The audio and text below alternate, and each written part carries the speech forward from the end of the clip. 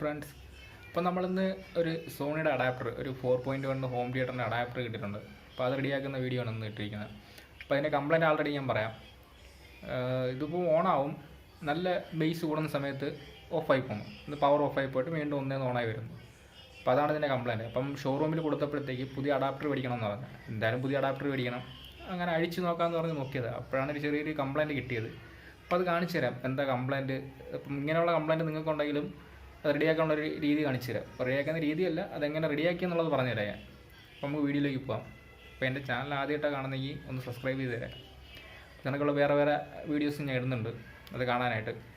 നമുക്ക് വീഡിയോയിലേക്ക് പോകാം. അപ്പം ഇതാണ് നമ്മുടെ അഡാപ്റ്റർ. എല്ലാം ഊരി പിരുത്തിട്ടിരിക്കുന്നത്.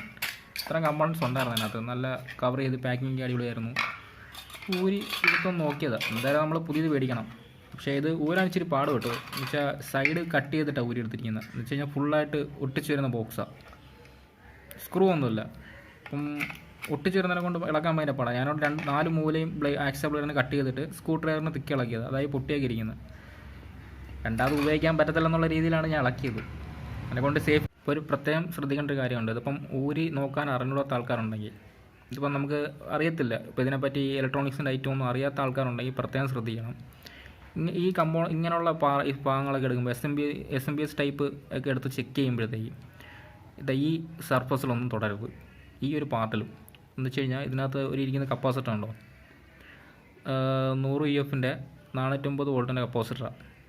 എന്ന് വെച്ച് കഴിഞ്ഞാൽ നല്ല സ്റ്റോറേജുള്ള കപ്പാസിറ്ററാണ്. അതിലിപ്പം നമ്മൾ ഡിസ്കണക്ട് ചെയ്താലും ചിലപ്പോൾ അതിനകത്ത് സപ്ലൈ കാണും. ചിലപ്പം കൈയെടുത്ത് അങ്ങോട്ട് വയ്ക്കുമ്പോഴായിരിക്കും അടി കിട്ടുന്നത്. അടി കിട്ടുമെന്ന് പറഞ്ഞു കഴിഞ്ഞാൽ ചിലപ്പം തൊട്ടടുത്താണെങ്കിൽ പൊള്ളി പോകും, കൈയുടെ ആ തൊലിയൊക്കെ അങ്ങ് പൊള്ളി പോകും. പിന്നെ മൾട്ടിമീറ്ററും എടുത്ത് ചെക്ക് ചെയ്യുമ്പം പ്രത്യേകം ശ്രദ്ധിക്കണം. ഷോർട്ട് ചെയ്ത് കപ്പാസിറ്ററിൻ്റെ ലെഗ് ഷോർട്ട് ചെയ്തതിന് ശേഷം മാത്രമേ യൂസ് ചെയ്യുക. എന്ന് വെച്ചാൽ കപ്പാസിറ്റർ എവിടെയൊക്കെ ഉണ്ടോ അവിടെ എല്ലാം ഒന്ന് ഷോർട്ട് ചെയ്തോണം. ഇപ്പോൾ സിമ്പിളായിട്ട് കാണിച്ചു തന്നു കഴിഞ്ഞാൽ ഇവിടെ കാര്യം ഞാൻ പറയില്ലേ, കപ്പാസിറ്ററിനകത്ത് സ്റ്റോറേജ് കാണുന്നത്. ഇപ്പം ഒന്ന് കാണിച്ചു തരാം. സംഭവം സ്പാർക്ക് ആകുവാണെങ്കിൽ ചിലപ്പം കണ്ടോ. അപ്പം ഇതിനകത്ത് നമ്മൾ കൊണ്ട് കൈ വെച്ച് കഴിഞ്ഞാൽ ഉറപ്പായിട്ടും കറണ്ട് അടിക്കും. അപ്പോൾ അത് പ്രത്യേകം ശ്രദ്ധിക്കണം. വെച്ചാൽ ഈ ഇലക്ട്രോണിക്സിനെ പറ്റി ഒന്നും അറിഞ്ഞിടാത്ത ആൾക്കാരുണ്ടെങ്കിൽ ഒന്ന് ശ്രദ്ധിച്ചോണം കേട്ടോ. ഇതാണ് ഇപ്പം ഇപ്പോൾ ഈ സ്ക്രൂ ഡ്രൈവറിലാണ് ഇത്രയും സ്പാർക്ക് ആയത്. അപ്പോൾ നമ്മൾ കൈ ഒന്ന് തൊടുമ്പോൾ അവസ്ഥ എന്നല്ല ചോദിക്കും. കൈ നനഞ്ഞിരിക്കുകയാണെങ്കിൽ ആ ഒരു പാവമൊക്കെ അങ്ങ് പൊള്ളിപ്പോവും. അത് പ്രത്യേകം ശ്രദ്ധിച്ചോണം കേട്ടോ. ഒന്നും അറിഞ്ഞിടാത്ത ആൾക്കാരാണെങ്കിൽ ഇതൊക്കെ ഇങ്ങനെ ഈ കപ്പാസിറ്ററിൻ്റെ ലെഗ് എല്ലാം ഷോർട്ട് ചെയ്തിട്ട് ചെക്ക് ചെയ്യുന്നതായിരിക്കും നല്ലത്. പിന്നെന്ന് പറഞ്ഞാൽ ചെറിയ കമ്പോണൻ്റ് അതൊന്ന് ഇളകിപ്പോകാൻ നോക്കണം. ചെറിയ 2 പണിയുള്ളായിരുന്നു അതിനകത്ത്. ഈ രണ്ടാമത് സോൾഡർ ചെയ്തിരിക്കുന്ന 2 പാർട്ടുണ്ട്. വയറിൻ്റെ ലെഗ് വെച്ചാൽ ഔട്ട്പുട്ട് വരുന്ന വയറിൻ്റെ ലെഗും ഈ ഒരു ട്രാൻസ്ഫർ ഇരിക്കുന്ന പാർട്ടും, അത് രണ്ടും ഒന്ന് ചെറുതായിട്ട് ഇളകിയിരുന്നത്. അതപ്പം വളക്കിയപ്പോൾ തന്നെ കണ്ടു ഞാൻ അത്. അപ്പം ഒന്ന് സോൾഡർ ചെയ്തിട്ട് ഓണാക്കി നോക്കിയപ്പം സംഭവം ഓണായി. ബോക്സ് വർക്ക് ചെയ്യുന്നുണ്ട്, അടിപൊളിയായിട്ട് വർക്ക് ചെയ്യുന്നുണ്ട്. ഇത് 3-4 വട്ടം തറയിൽ വീഴുമ്പോഴാണ് ഈ പ്രോബ്ലം വരുന്നത്. പിന്നെ വേറൊരു പ്രോബ്ലം എന്ന് പറഞ്ഞു കഴിഞ്ഞാൽ ഈ കപ്പാസിറ്ററിൻ്റെ ലീക്കിംഗ് ഉണ്ട്. കപ്പാസിറ്റർ കംപ്ലൈൻ്റ് ആണെങ്കിലും ഇതാണെങ്കിൽ പവർ ഓഫ് ആവും. ബേസ് കൂടുന്ന സമയത്ത്, നല്ല ലോഡ് എടുക്കുന്ന സമയത്ത് സപ്ലൈ കട്ടായിട്ട് വീണ്ടും ഒന്നേന്ന് എടുക്കും. എന്ന് വെച്ചാൽ ഇത് ഒറ്റ സപ്ലൈ ഉള്ളൂ. പക്ഷെ നമ്മുടെ ഹോം തിയേറ്ററിനൊക്കെ എന്ന് പറഞ്ഞു കഴിഞ്ഞാൽ 12-ൻ്റെ 5.1 വരുമ്പോൾ 5-നും സെപ്പറേറ്റ് ആയിരിക്കും. പിന്നെ 5 വാട്ടിൻ്റെ സെപ്പറേറ്റ് വരും, പിന്നെ സബിന് സെപ്പറേറ്റ്. അങ്ങനെ 3 സർക്യൂട്ട് ആയിരിക്കും സാധാ ഹോം തിയേറ്ററിനൊക്കെ പോകുന്നത്. അതിനെക്കൊണ്ട് ബേസ് മാത്രം കട്ടായി നിൽക്കും കപ്പാസിറ്റർ ലീക്കാണെങ്കിൽ. ഇപ്പോൾ ഇതിനെന്ന് പറഞ്ഞാൽ ഈ കപ്പാസിറ്റർ ലീക്കായി കഴിഞ്ഞാൽ ഫുള്ളായിട്ട് സപ്ലൈ കട്ടായി പോകും. ഈ 18 ചെന്നിട്ടാണ് ഇവിടുന്ന് സെപ്പറേറ്റ് 5 വാൾട്ടായിട്ട് പവറിനെല്ലാം പോണത്. അപ്പം ഈ ഒരു അഡാപ്റ്ററിൻ്റെ പ്രോബ്ലം ഉണ്ട്. അപ്പം ഷോറൂമിലൊക്കെ തിരക്കിയപ്പോൾ നല്ല റേറ്റ് ഉണ്ട്. 2000-ന് മേളിൽ പോകുമെന്ന് പറഞ്ഞു അഡാപ്റ്ററിന്. ഓൺലൈനിൽ തിരക്കിയപ്പോഴത്തേക്ക് 1600, 1650 റേറ്റ് പറഞ്ഞത്. അപ്പോൾ എന്തായാലും പുതിയത് മേടിക്കണമെന്ന് പറഞ്ഞു. ഇപ്പോൾ വേറെ ആളുടെ അവർ പുതിയത് മേടിക്കാമെന്ന് പറഞ്ഞു. അപ്പോൾ എന്തായാലും പുതിയത് മേടിക്കില്ലെന്ന് പറഞ്ഞാണ് ഞാൻ അഴിച്ച് നോക്കിയത്. അപ്പോഴാണ് ഈ കംപ്ലയിൻറ്റ് മനസ്സിലായി. അപ്പം ഇത് ഒരുപാട് വട്ടം തറയിൽ വീഴുന്നതിനെ കൊണ്ട് ഇങ്ങനൊരു കംപ്ലയിൻറ്റ് പറ്റുന്നത്. അപ്പോൾ ഇത് SMD ടൈപ്പാണ്, മൊത്തവും SMD ടൈപ്പാണ് ഒട്ടിച്ചിരിക്കുന്നത്. അതിനെക്കൊണ്ട് പെട്ടെന്ന് കണ്ടുപിടിക്കാൻ പറ്റില്ല. ഈ AC-യുടെ പാർട്ടൊന്നും നമുക്ക് കണ്ടുപിടിക്കാൻ പറ്റത്തില്ല. പക്ഷേ DC പാർട്ട് നമുക്ക് പെട്ടെന്ന് ചെക്ക് ചെയ്യാൻ പറ്റും. അധികം കമ്പോണൻസ് ഇല്ലാത്തതിനെ കൊണ്ട് പെട്ടെന്ന് ചെക്ക് ചെയ്യാൻ പറ്റും. ഇതിപ്പോൾ എങ്ങനെ മനസ്സിലായെന്ന് വെച്ച് കഴിഞ്ഞാൽ ഇതിൻ്റെ ഔട്ട്പുട്ട് വരുന്നുണ്ട്. DC ഭാഗത്ത് കുഴപ്പമില്ലെന്ന് മനസ്സിലായതിനെ കൊണ്ട്. അപ്പം സപ്ലൈ വന്നിട്ട് കട്ടാവുക. അപ്പോൾ ഒന്ന് മോസ്ഫെറ്റും പിന്നെ ഈ കപ്പാസിറ്ററിൻ്റെ ആയിരിക്കും കംപ്ലയിൻറ്റ് വരുന്നത്.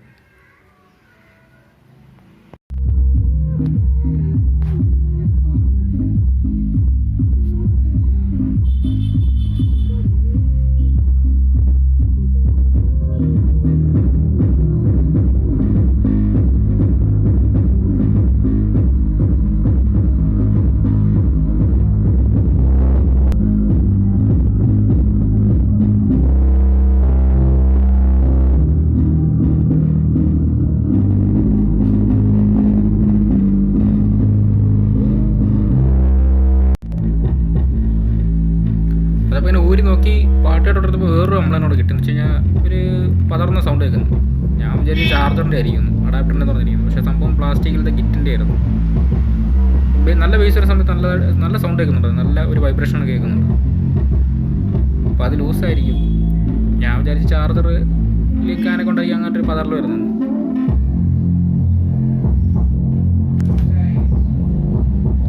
ഇപ്പോൾ എന്തായാലും ഒന്ന് ഊരി നോക്കാം. ഇതിൻ്റെ കംപ്ലൈൻറ്റ് പക്ഷേ ഒരുമാതിരത്തൊരു നോയ്സ്, ഒരു പ്ലാസ്റ്റിക് വൈബ്രേറ്റ് ചെയ്യുന്നൊരു നോയ്സ് കേൾക്കുന്നത്. സ്ക്രൂവിൻ്റെ ആയിരിക്കും, ചിലപ്പം ബോക്സിനകത്ത് എയർ എന്ന് പറയുന്നതിൻ്റെ ആയിരിക്കും. ഇതൊന്ന് അഴിച്ച് നോക്കിയാൽ അറിയാൻ പറ്റില്ല കറക്റ്റായിട്ട്.